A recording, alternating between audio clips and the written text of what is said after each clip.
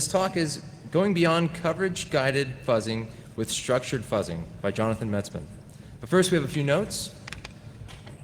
Please stop by the Business Hall located in Mandalay Bay, Oceanside, and Shoreline ballrooms on level 2 during the day, and for the welcome reception at 5:30 this evening. The Black Hat Arsenal is in the Business Hall on level 2. And join us for the Pony Awards in Lagoon GHI at 6:30. Please remember to silence your phones. And without further ado, Jonathan Metzman.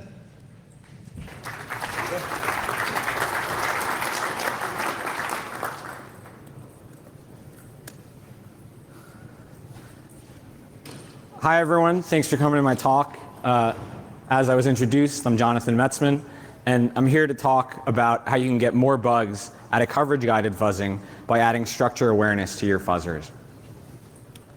I first got into fuzzing while I was in college through AFL. I started using AFL to find bugs in my school projects, and later I moved on to finding bugs in real software like SQLite with AFL. And I was really amazed by how well AFL worked because, I didn't really know much about how AFL worked at the time, and I didn't know much about the software I was finding bugs in with AFL, but it still worked so well. And, I thought, what could be better than this tool that gives us bugs for free?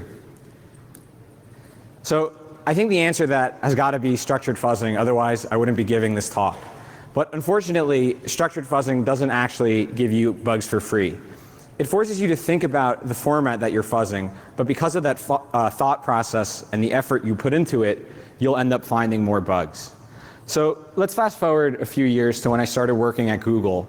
I wrote a structured fuzzer for Skia, which is a graphics library used in Chrome.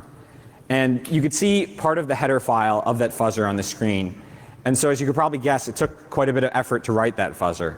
But I think the effort paid off in the end because the fuzzer found around 10 vulnerabilities in Skia that weren't found with unstructured fuzzers like AFL.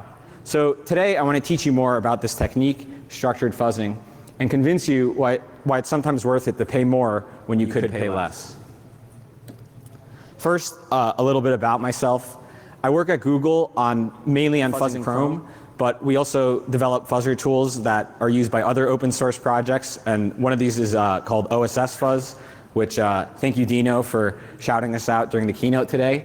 And one of the unofficial roles I've taken on in Chrome security is getting people to write structured fuzzers for Chrome. They've been such a big win for us there, and I'm hoping today I could do the same for you, and that they'll be a big win for you all as well. So let's define what I mean by structured fuzzing and see how it evolved.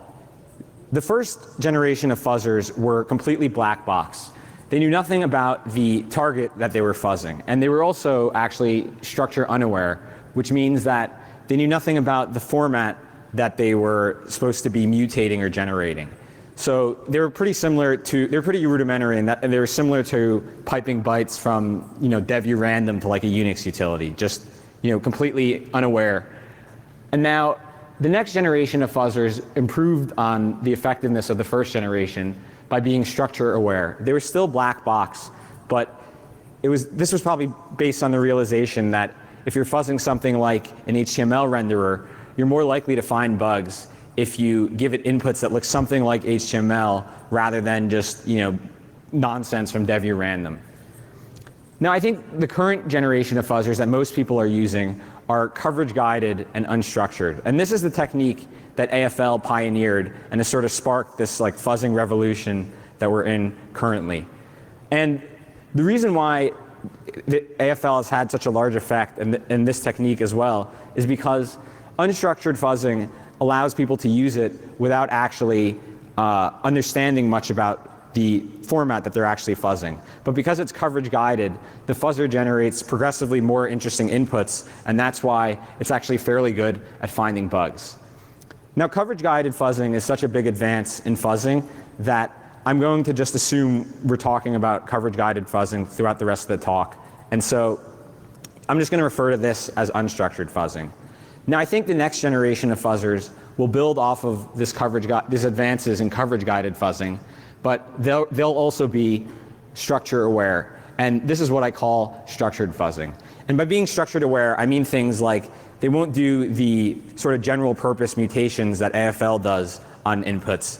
They'll do, format-specific ones, like they'll delete expressions from JavaScript programs. They won't just flip bits. So why use structured fuzzing? At the end of the day, I think it's only worth using a new fuzzing technique if it helps you find more bugs. And that's exactly what structured fuzzing can do for you. So let me first demonstrate that structured fuzzing can help you find more bugs and explain why it'll help you find more bugs. And to do this, I want to start by sharing a story about how structured fuzzing found bugs in SQLite that weren't found with unstructured fuzzing.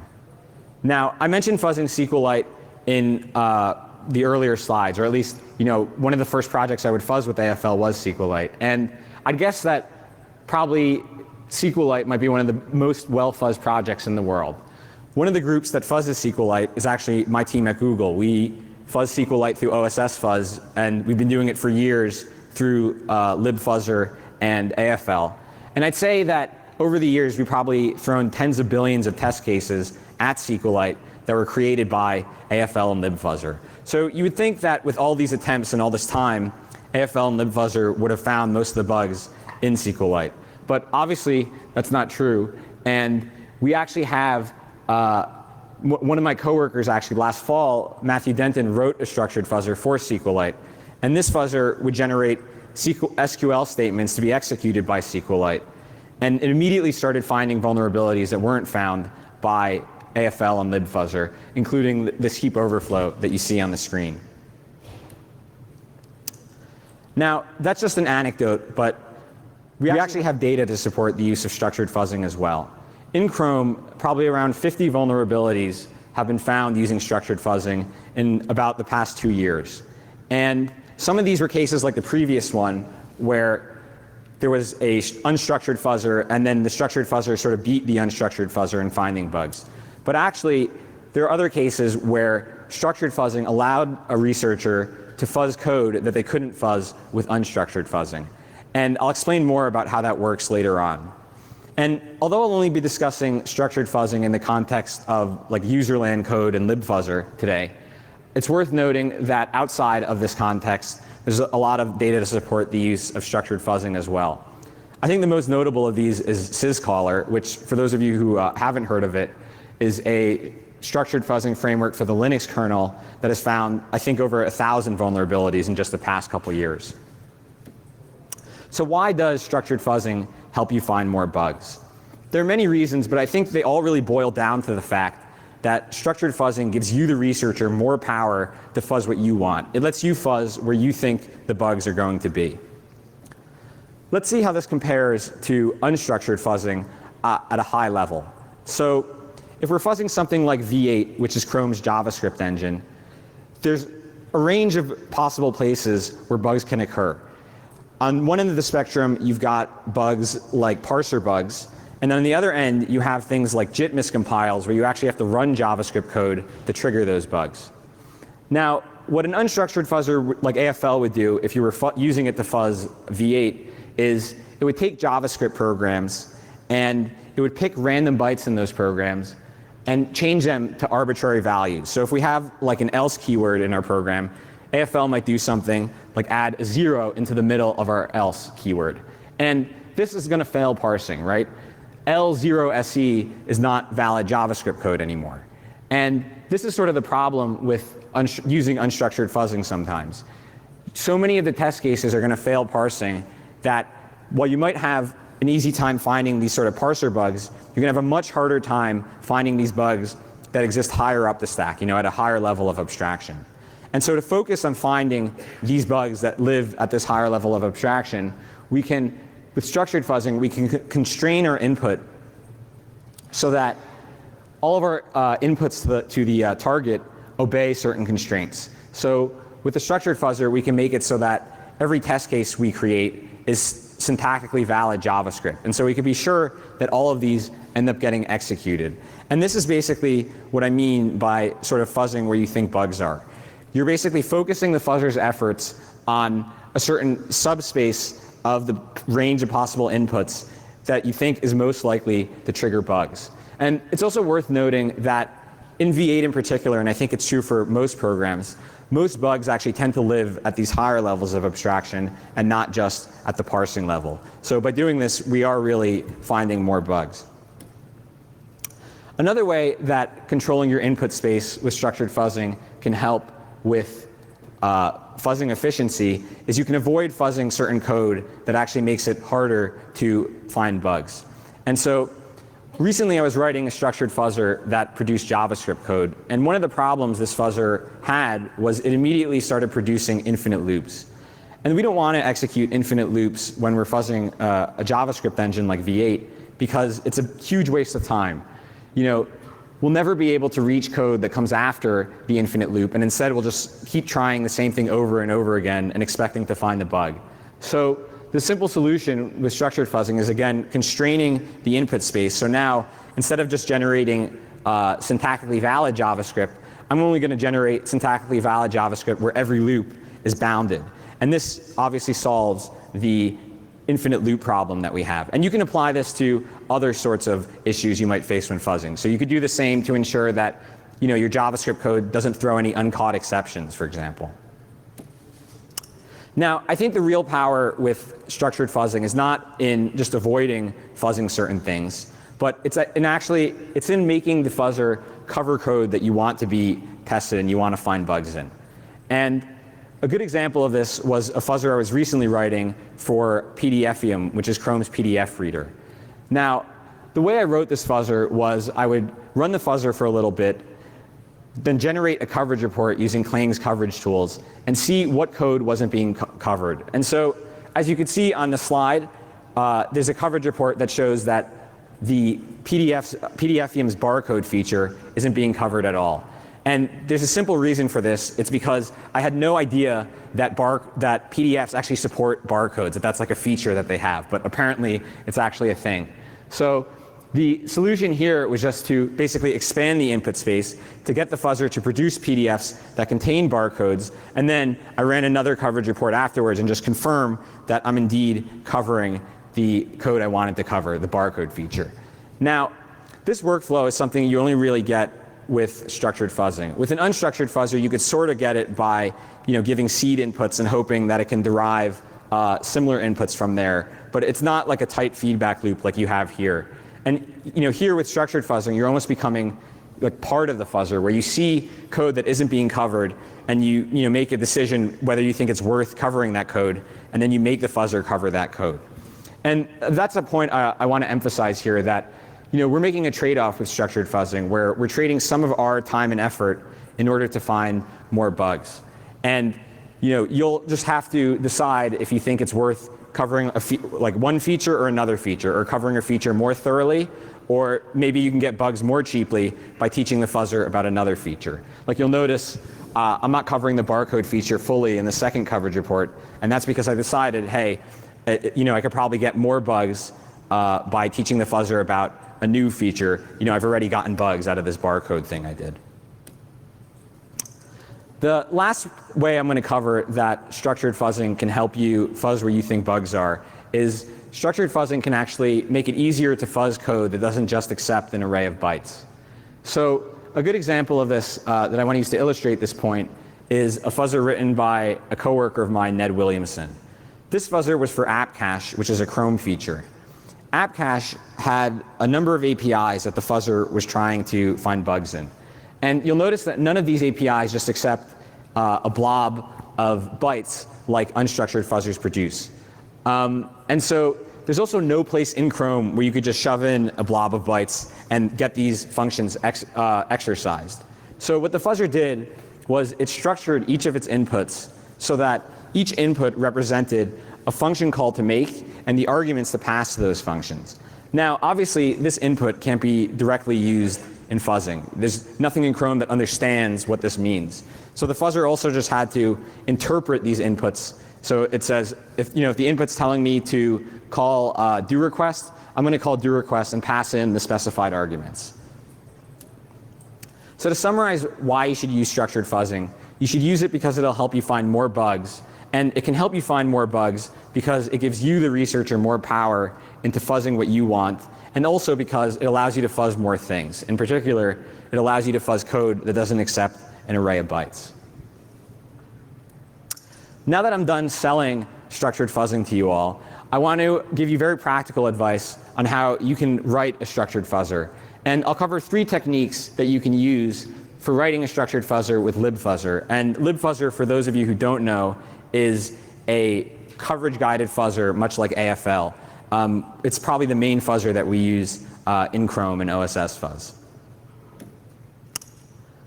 So the first way you can write a structured fuzzer with libFuzzer is by defining a libFuzzer custom mutator.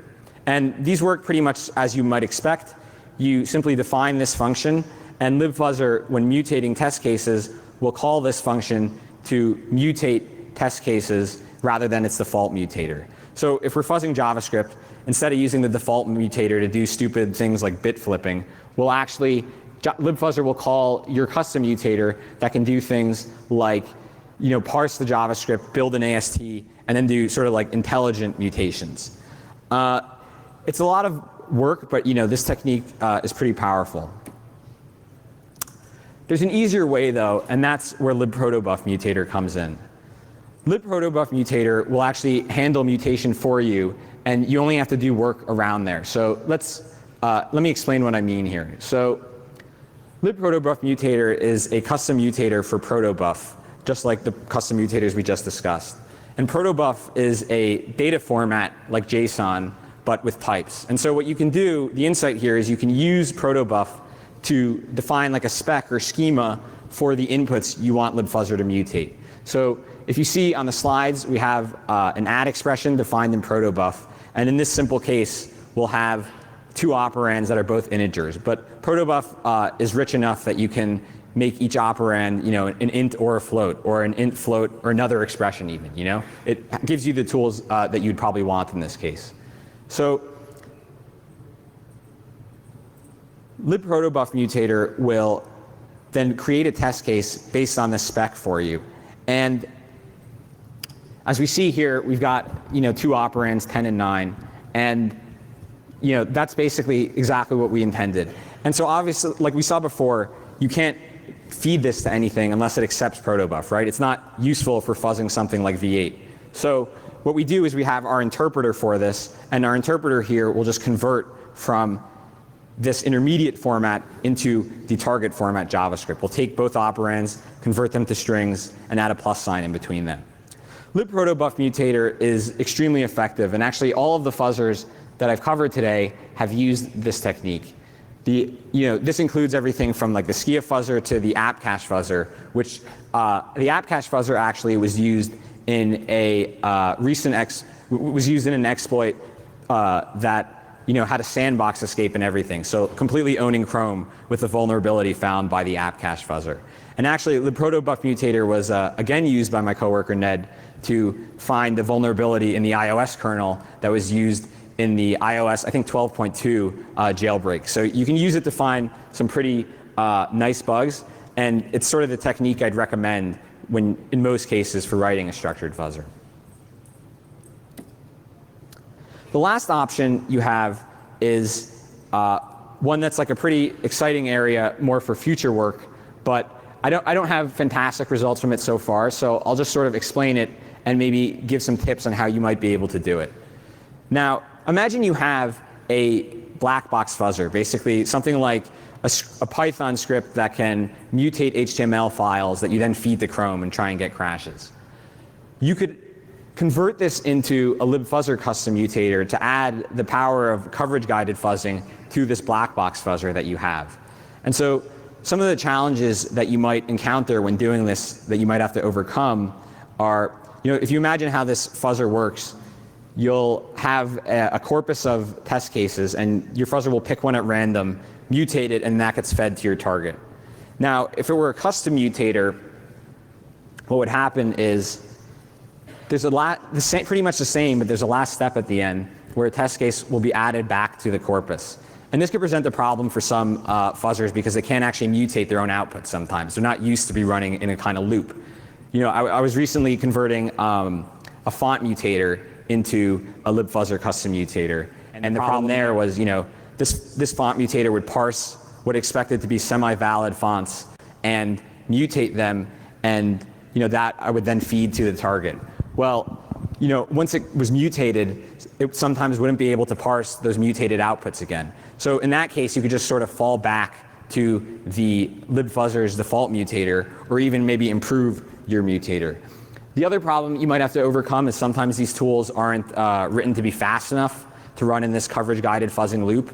Coverage-guided fuzzing works best when it's quick, and you might want to need to improve the speed there. And the final thing you might need to improve is, or work on, is the fact that many of these test cases, these mutators, are written in languages other than C++.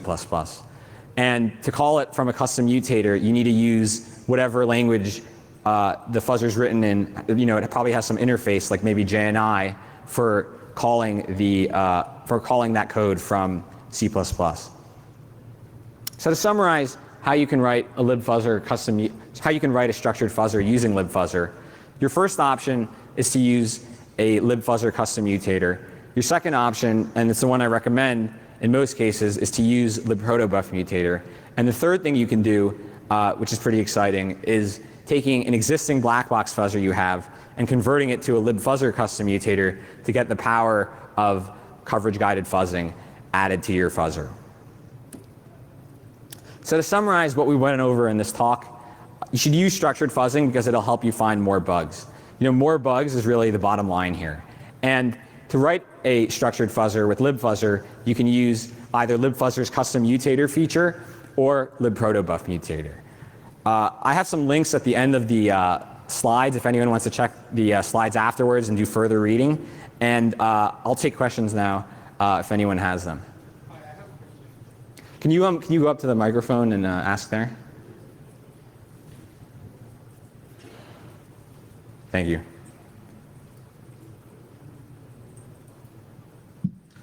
Hi. So you talk about writing new fuzzers from scratch. Yeah. However, last year there was a fuzzer released which kind of does all this. Are you aware of the AFL Smart? Yeah, I have heard of AFL Smart. I skimmed the paper, but it seemed to me like it was pretty much a similar idea to libprotobuf mutator, where you take, you sort of write like peach pits, and yeah, it's just a similar idea, I think, to libprotobuf mutator. You're like defining, you're defining a schema for what you want mutated. Yeah, you basically define the pitch files where you have the grammar, and you also have all of the advantage of the AFL with the speed and efficiency, and you can make it structure aware by defining the grammar by yourself. Yeah. So yeah, you pay by investing time in defining grammar, but it has really good results in real life. Yeah, yeah. I mean, I'm familiar with I'm a little bit familiar with the work, and yeah, they, I know the people that did it, they produce pretty good work on AFL, and yeah, I was pretty impressed with the results, and I think it's pretty comparable to libprotobuf mutator. So yeah. Yeah, because I was curious if you're using it.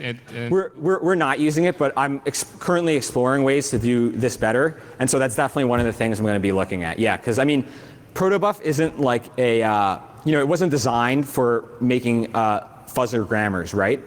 And so maybe something like Peach's pits would be better at that. I sort of think that the fact that protobuf might not have all of these features might be a good thing, because in conversion and interpreting, you have unlimited power, right? You have full C++, and everyone knows how to write C++ already, so you don't need to learn like a new format to write these effectively. So it might be a feature, but I'm definitely going to be taking a look at that. Yeah. Yeah, because at the third point you said converting, and we also had to do the pseudocode phase to interpret that pseudocode that results like with the functions and the headers, and you have to parse that one more time, basically adding another overhead. That kind of can already be done with AFL Smart, and we were really proud with the results we had with it. And yeah, I was curious if you're even considering using it in the future instead of writing your own custom fuzzers. Well, I mean, I don't really consider it that different from writing something with libprotobuf mutator. I mean, and that's primarily what we use for writing these things. Like I said, I think all the examples that I presented in this talk were written using libprotobuf mutator. Okay, cool. Thanks. Thanks for the question.